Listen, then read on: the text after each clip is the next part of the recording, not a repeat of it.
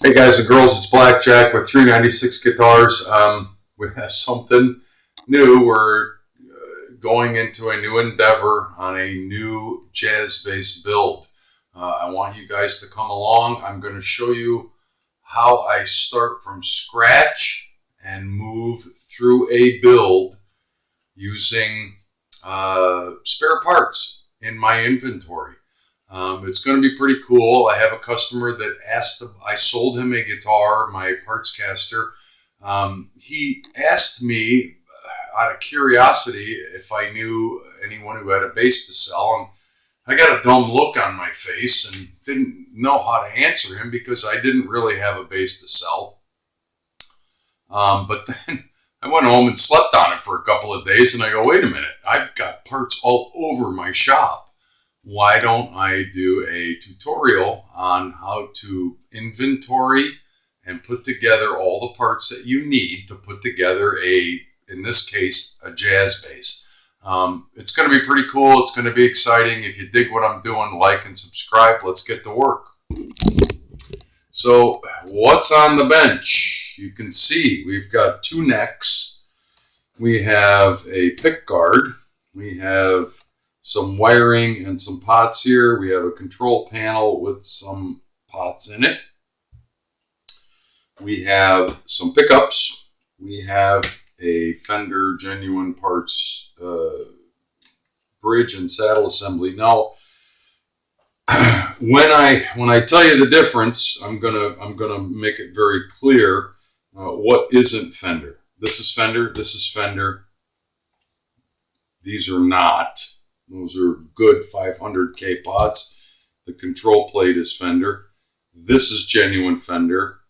These are not. This is aftermarket. But everything else, and we're going to discuss them as we go. This is genuine Fender, Mexican. This is Warmoth. And Warmoth is some excellent stuff. And this is a very interesting neck. We'll get to that. Bird's eye maple, roasted maple, clear coated, not clear coated. So when I start to do a build, the only thing you don't see here is a body. I have a body, but I'm not going to donate it. It's not worthy. It is substandard compared to all the parts that we have laid out here. I have sourced a good Fender replacement jazz bass body. So that body is going to accept one of these necks. I'm going to leave it up to you guys to decide which one, and I'm going to tell you about the differences in these necks. How I usually start is, of course, I go through, okay, what all the parts that I need. And a jazz bass is a pretty basic instrument. Leo Fender had it right. He knew exactly what he was doing. There's not a whole bunch, but there's quite a bit that you have to know about. And you make a list, which is what I do. Jazz bass build, very simple. The first thing on there is the control panel. Now, I had a loaded control panel with these pots, these two volume pots and a tone pot and an output jack. This is offshore stuff. It came out of a previous project, and the only reason I kept it around was because I really dig on these knobs. These knobs are really cool. I like them. That's the only thing about them that I like, because when you look at they're 250K, I assume. They're minis, which is not a problem. Yeah, sometimes you have to put minis because the control cavity routed out in the body will not accept 500K stuff, because the 500Ks are bigger and beefier. But there isn't any, there's no denotation on them. They don't tell you what they are. You don't know what you're getting. When you turn them, they feel a little wonky. Two of them do and one of them doesn't. So that's not something I'm going to put in an instrument that I'm going to build for a customer that asked me about a bass guitar. So CTS, StewMac, go with high quality stuff, volume, tone. You can see that I put, you know, my notations on there, but these are 500K CTS good pots. They may or may not fit in the body cavity that is coming that I just discussed, but if they don't, I have excellent high quality 250K pots that will work in there, and they will, trust me, you can't tell the difference. But if you're going to use 250Ks, same thing, CTS, go StewMac, go with, you know, a company that you know is going to give you quality gear. Don't cheap out on this stuff because it will make your instrument sound like crap. So get rid of those. 500Ks. They're big. They're honking.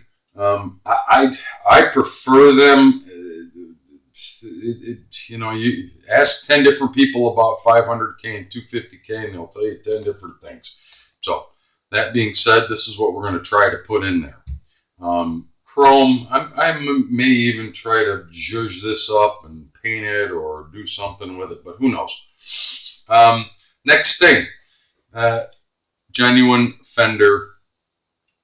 You can see it, genuine Fender pickguard, except no substitutes. And yeah, it makes a difference because these things fit and other crap doesn't. We're going to use that. I like that. It's pretty cool. Genuine Fender bridge with, and you know from my previous videos on my own basses and other people's basses that I have worked on, I prefer the saddles that are notched so that you can move your strings and get the correct spacing, not only on the neck and the fretboard, but across your pull pieces on the pickups, which brings us to the pickups. Very cool. I have been sitting on these pickups for a long time. I rebuilt a jazz bass that I own. These are 30-year-old genuine Fender jazz bass pickups. There's nothing wrong with them. They're 50th anniversary jazz bass pickups. That's what we're going to use in this. I've been looking for a project to put them in. They were excellent when I took them out, but I put Seymour Duncan in all my new basses that I build in the last 10 years. Quarter pounders. These are different. Not better, not worse. They are different. They are original Fender equipment. That brings us to the necks. MIM, made in Mexico. This is a donor neck. And if you remember, we were doing a refret on a jazz bass neck some time ago, and we put this neck on the customer's body so that he could continue to play the guitar.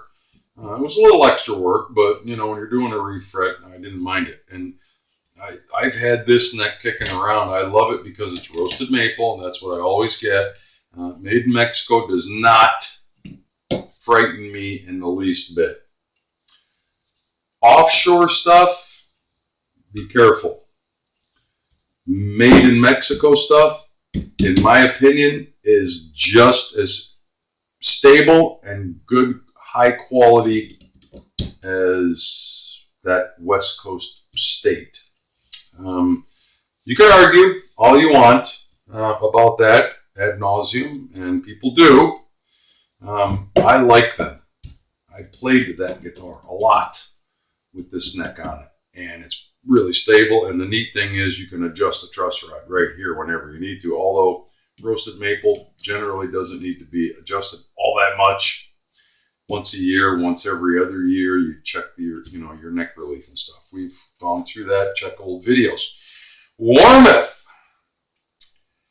excellent, high quality stuff. I had this on my black Swamp Ash jazz bass. Beautiful neck. This neck is, I'm just going to give you a price point, almost $700, $300, a little over $300. Both high quality necks, different profiles. The camera can almost pick up on the different profiles. It's about 0.826 and almost 0.900 on this one. This one's going to feel beefier like a P-bass, but it's a jazz bass neck, and I ordered it like that because that's kind of the way I like to play. That's what I like. I like a little beefier neck. Sometimes I want a narrower. They're both 1.5 inches, standard jazz bass. Profile up here as far as the width. Interesting, 21 frets on the Warmoth, 20 frets on the Mexican. You can see the extra fretboard sticking out down here. Whoever plays down there, all your money's made right here. Okay? All your money's made right here if you're a bass player. Unless you're Billy Sheehan or a jazz player. That being said, I digress. I am going to leave it up to you people and the customer. I'm going to give him the good and the bad of both necks. They both have really, really neat features other than the look. Bird's eye maple. I mean, come on. That's a beautiful looking headstock, and the back of the thing. This is all clear coated. This is all clear coated. What I like about this neck, other than the fact that it's beefier, the inlays. They both have jumbo frets, although these frets are slightly bigger than these frets. I think these are 6150s. Yeah, these are probably 6160s, I believe. Whatever. Little bit bigger, but you know what? That's negotiable, and you're never going to be able to tell that while you're playing. I'm going to leave it up to you guys. Let's throw it out there. Which one do you like the best? You'll notice this one has doesn't say Fender on it. Although Warmoth, those of you who are not familiar with them, they are licensed by Fender to make these necks. They have high quality gear. Both of my number 1 and number 1.5 bass, number 1 and number 2, okay. The two basses that I use 99.999% of the time are both Warmoth guitars that I built. I bought the bodies, I bought the necks. I had this neck on one of them. I took it off because I didn't really care for that. After I got it and had it on there, I didn't care for it. I ended up putting a roasted maple Warmoth neck on it. Beautiful stuff. Or I'm sorry, a P-bass neck on it. So one of my J basses is a Warmoth J bass with a Warmoth body, Warmoth neck. The other one is a Warmoth body and a P-bass neck. Actually, a Mexican P-bass neck. Sorry about that. This is the neck that was on there. I digress. So I'm going to leave it up to you guys. Let's hear some comments. What do you like the best? Which one looks the best? What do you think? Questions. I'm happy to answer questions. But you will notice that, like I said, that the only thing we don't have here is the body. The body is coming. This is part 1 of this video series. So I'm going to go down the list. We have the control panel loaded. We haven't soldered anything together because we're not putting the guitar together yet. Vintage bridge. That's what this is. It's made in Mexico. Don't think I got this from California and paid $50 for it because it was only $25 or $29. And that's what I put on all of my guitars, and I've never had a problem with them. Check. 96 50th anniversary J-bass pickups, which I have been looking for a project to put these in. I'm going to donate them to this project, or this project. for this customer that I'm building this guitar for. Neck, yeah, Bird's Eye Maple, Warmouth, made in Mexico roasted maple. We already went over that. Tortoise shell pickguard, red Fender, genuine Fender product. Of course, Fender, Warmouth. So far, you're seeing a pattern here. What we're missing is the body. I have tuners around here somewhere, and they are this brand, Schaller.